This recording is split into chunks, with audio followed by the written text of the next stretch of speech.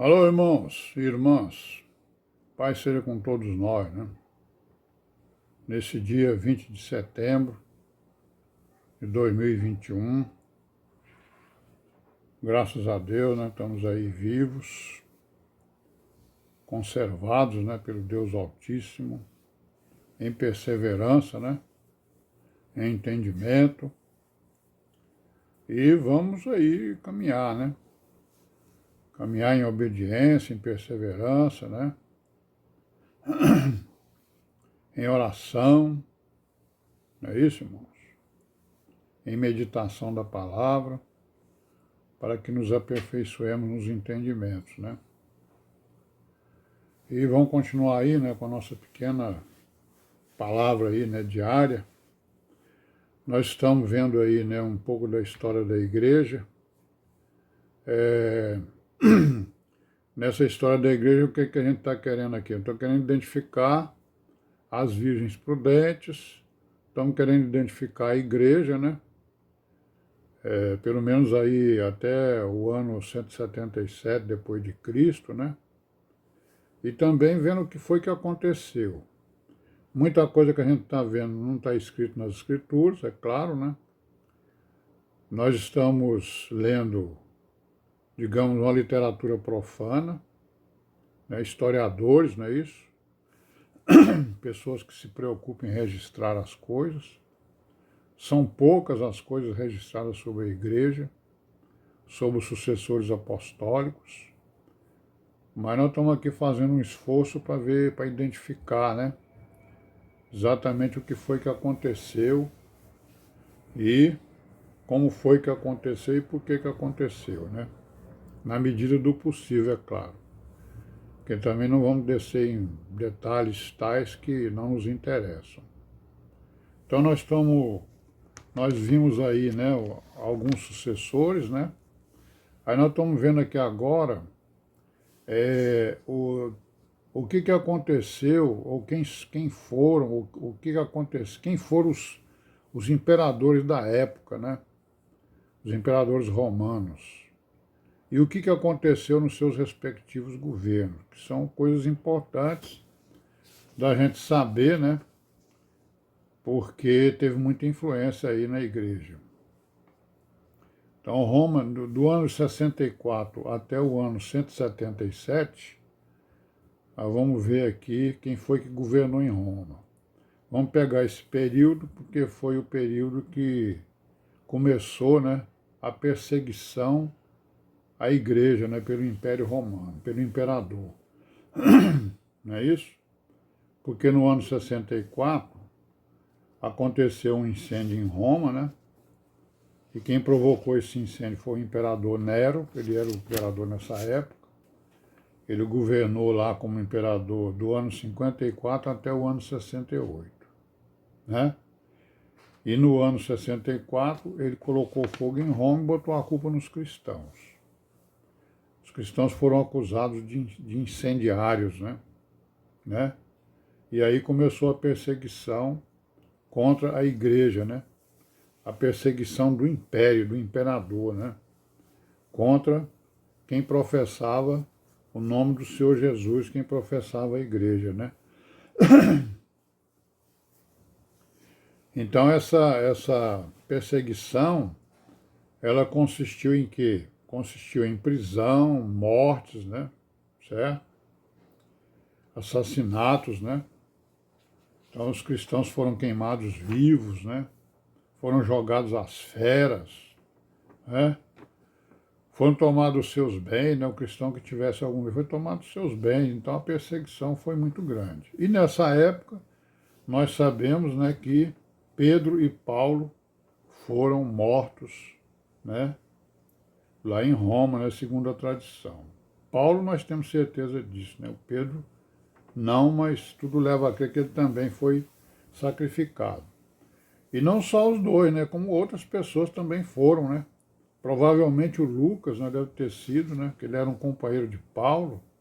Os companheiros de Paulo que estavam ali, todos, quase todos sofreram martírio, né? Sofreram assassinato.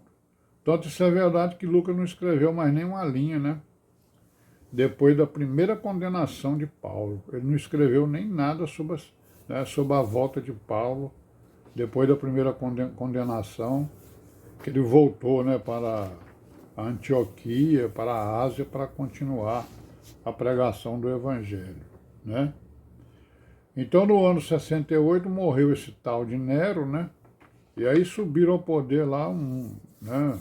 Depois de Nero subiu ao poder o Galba, um tal de Otto, um tal de Vitélio, né? E nesse período não houve perseguição, mas ele foi curto, né? Porque esses três camaradas aí, o Galba, o Otto e o Vitélio, eles governaram de 68 a 69. Um espaço pequeno, né? Acho que não deu nem para eles tomarem posse direito, né? Aí no ano 69 assume o tal do Vespasiano, né? Que era também um imperador. Esse Vespasiano ele governou até o ano 79, né? Aí no governo dele aconteceu uma coisa muito importante que foi o quê? A destruição de Jerusalém. Pelo general Tito, que era filho de Vespasiano, ele sitiou a cidade, né? Para forçar a sua rendição. Isso aí nós sabemos que é o cumprimento de uma profecia que o próprio Senhor Jesus fez aos apóstolos, né? Então havia cristãos ali, né? Judeus e cristãos, cristãos judeus também, e cristãos gentios, né? E esse cerco durou muito tempo, muita gente morreu de fome, né? Morreu assassinado de fome, né? Porque o cerco não deixava entrar nada, né? Na cidade. Aí o que aconteceu? O templo foi totalmente destruído, arrasado, né? Cumprindo a profecia que nós falamos aí, que está escrito ali em Mateus 24, 2 e Lucas 19, 43. Não sobrará pedra sobre pedra. Então foi tudo derrubado, né? Foi tudo queimado e acabou-se o templo, né? Mostrando que realmente a profecia, né, feita pelo Senhor Jesus tinha que ser cumprida, né? A destruição do templo.